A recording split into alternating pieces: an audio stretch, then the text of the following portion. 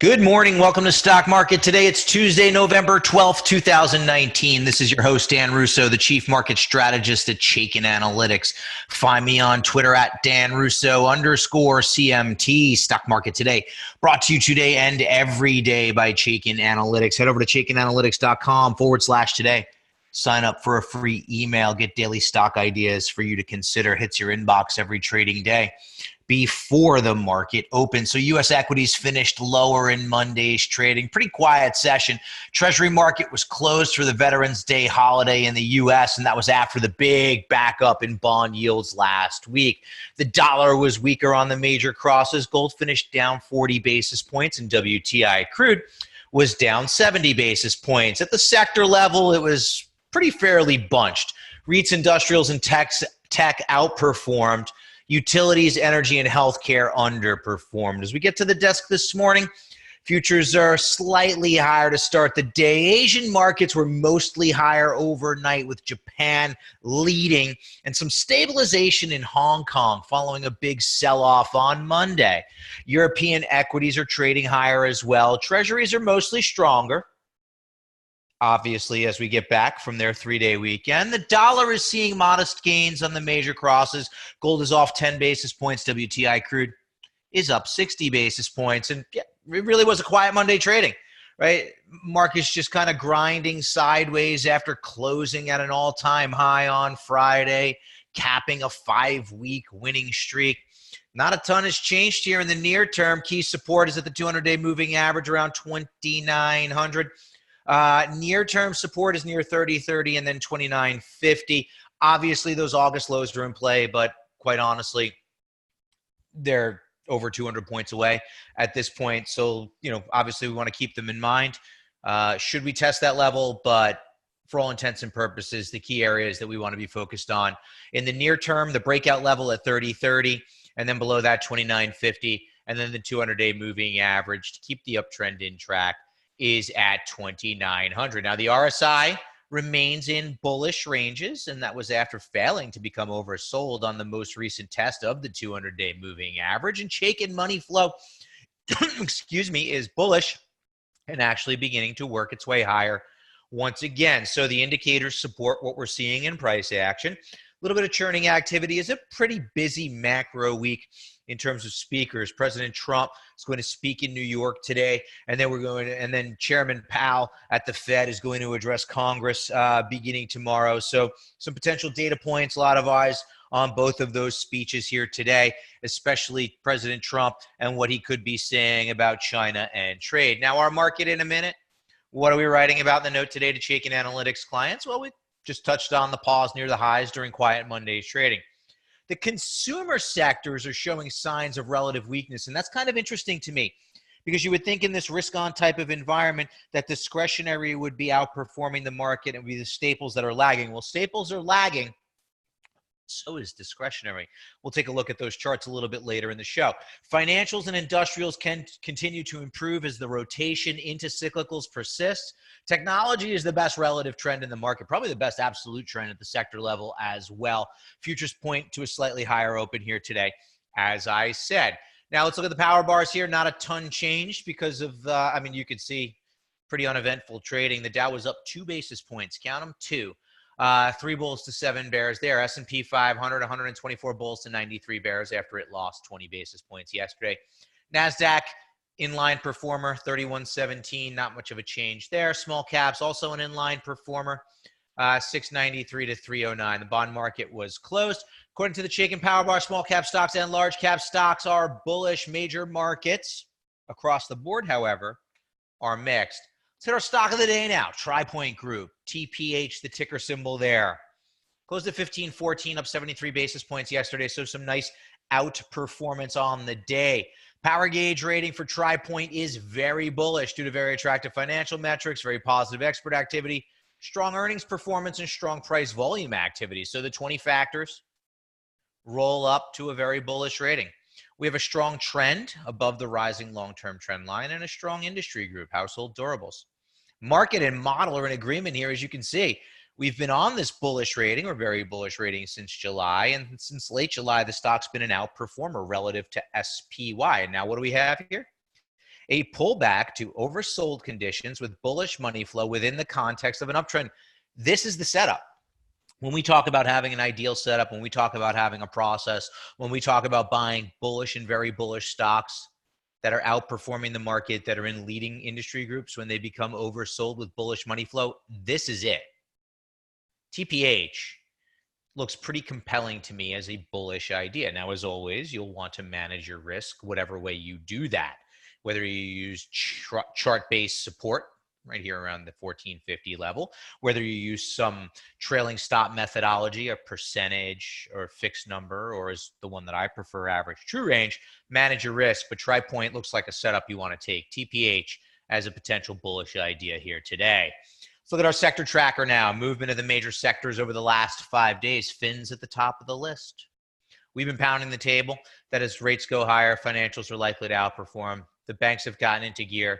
Financials are outperforming. We'll take a look a little closer. Tech near the top of the list. We like to see that. We'll take a look at the tech relative and absolute chart a little bit later in the show. Materials starting to perk up here, as are the industrials. All right, so there's your cyclical / value rotation. Staples, healthcare, comms are middle of the road.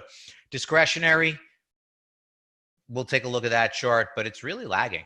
Energy falls back towards the bottom of the list once again. Fundamentals still not great there. We're starting to see some puts and takes and some fits and starts to energy on both an absolute and a relative basis, but the fundamentals just aren't there yet. There's better opportunities in the market. Why would I want to buy, the energy stocks that, are starting to work a little bit but have bearish fundamentals when I can look at names like financials and industrials, which are also starting to work and have much better fundamentals based on our model. Energy and utilities towards the bottom of the list. Once again, rates go higher, bond proxies under pressure, and they've really broken down now. If you look at my note today where we look at relative strength, you can see clear breakdowns across time frames in the bond proxies. We'd been bullish on them a few weeks ago. We backed off that bullish view. Now, just let them play out. If you're looking for bearish opportunities, there may be some, but for me, I just prefer to just leave them alone. Our industry in focus today, insurance services. Past 6 months, been an underperformer. Right, this is another example of a group that went from being a big leader to now underperforming, lagging in the S&P 500 by 2.95%. Power bar ratio still strong, 19-3, but market and model no longer in agreement. Currently ranked number 4 of 21 subsectors, having moved down 3 slots over the past week. Hartford, HIG, American Equity, AEL, and First American Financial, FAF, all have very bullish ratings if you wanted to take a look. But here's what I mean. We have a former leader, now a big underperformer. Rating for KIE, the insurance ETF, has turned neutral. Trend is still strong as it is above a rising long-term trend line. That's the absolute trend. Right, so I'm not saying you can't make money here, but the group's underperforming, meaning there are probably better opportunities out there. At the same time, it's oversold, it's overbought, money flow is bullish. It's really a mixed bag at best for insurance. But what's interesting to me is we go from this big outperformance, and we liked a lot of insurance names during this stretch, to now underperforming, solidly mixed, lukewarm. There may be some individual stock opportunities that you could look for, but what appears to be happening in my eyes is within the financials, we're seeing a rotation out of insurance. Now, we've talked about this, out of insurance and into the banks as rates have been moving higher. Let's take a look at what's trending now. Yesterday's S&P 500 movers and shakers, our gainers and losers. Walgreen Boots, up 5% as they have been approached by KKR for a potential leverage buyout, i.e. take the company private. NVR, a little bit of a rebound. Remember last week, the home builder stocks, the housing stocks were under a lot of pressure. They started to rebound a little bit yesterday. NVR was up 4.88%. Boeing, some commentary that they may be able to resume deliveries of the 737 MAX, sent that stock higher by 4.5% yesterday. And I would note that the industrial space is beginning to outperform without Boeing. If Boeing gets into gear, I think you're going to see a lot of money flow into the industrials. MKTX, market access, no real news to send that stock higher by 3.63% yesterday. Viacom traded higher with the media space, up 3% on the day. Loser side of the board, Newell. Those consumer stocks are under pressure. Newell down 4%. Win, part of a group of stocks leveraged to gaming in Macau that were weaker yesterday. CNP, no real news there. CNP lower by 3.75%. Freeport-McMoRan sold a stake in a business. Stock was lower by 3.75%. And I didn't see any real news on Cabot, COG rather, Cabot Oil and Gas down 3.5% on the day yesterday. Still a bearish stock in that energy complex. Let's start to look at the charts here. It's Tuesday, it's relative strength day, and I'm taking a little bit of a different approach today because there's actually a lot that I want to discuss, and I want to fit it in on all the charts. Here are the consumer sectors under relative pressure. Now, remember what I said.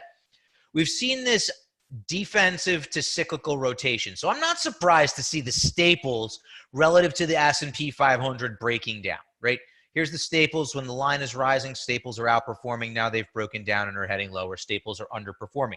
Defensive areas of the market have been underperforming of late. We've been pounding the table on that. You've heard me talk about it. What's interesting to me is that the discretionary looks much the same, right? So if we want to start to extrapolate a little bit, right, we've been getting maybe there's some conflicting data points out there as it relates to the consumer. All indications from economic numbers are that the consumer has been strong, but both consumer sectors are breaking down relative to the market. I think that's something we want to keep an eye on. Either way, from a sector rotation standpoint, there's no denying the fact that money is rotating out of the consumer areas. No need to be focused on them. If you're looking for ideas, I just kind of wanted to point that out here. I thought it was really interesting that both of these consumer areas are breaking down on a relative basis. This is XLY relative to SPY. They're breaking down at the same time. So that's kind of interesting to me. What does it mean for you? If you're looking for long ideas, just avoid these two groups. Start to focus on groups like these two. The most interesting new trends, the financials and the industrials, as far as I'm concerned, very similar, right? And this is part of that defensive to cyclical rotation. This is part of that growth to value rotation. You have in the top panel, the industrials relative to the broader market. You can see that the industrials were underperforming for much of 2019 before going into this consolidation. And now they are breaking topside from the consolidation. And remember, this move is predominantly without Boeing. If you look at a chart of Boeing, it's still stuck in a range. It had a great day yesterday, but Boeing's a big weight in the industrials, and it hasn't really been outperforming the market. Imagine if Boeing gets in gear, you'll see this line continue to move higher if that's the case. Either way, I think if you're looking for long ideas, you're not looking here. You're looking here. You want to look at the industrial. Same with the financials. Now, we've been pounding the table on this for the past couple of weeks, and here it is playing out. What's interesting to me is we've been talking about it for the past few weeks, but the breakout's new. The breakout is just in the past week or so, right? Here's the financials underperforming the market for much of 2019, right? Consolidation at best, and now we're breaking topside as rates have gone higher, and a lot of this is being driven by the banks, right? When you look at your sector work, whether you're looking at the industrials, whether you're looking at the financials, it always makes sense to drill down a little bit further. Go find the industries now within these sectors that are outperforming. I showed you insurance earlier. Insurance is not where you want to be within the financials. It was where you wanted to be, past tense. Now we're seeing the rotation. Start to pay attention to some of the banks, both large and small, and you'll see better relative trends in the bank stocks. But I think these are two of the most interesting trends from a sector rotation standpoint in the market currently. And I think the best trend in the market is technology, both on an absolute and relative basis. Here's XLK relative to the SPY, breaking topside and moving higher above a 200-day moving average, while the RSI of the ratio holds bullish ranges. And on an absolute basis, look at just the textbook uptrend. XLK in a textbook uptrend and is breaking out on a relative basis. I think you want to continue to focus on tech for ideas. That's going to wrap it up for today. I'll see you tomorrow, everyone.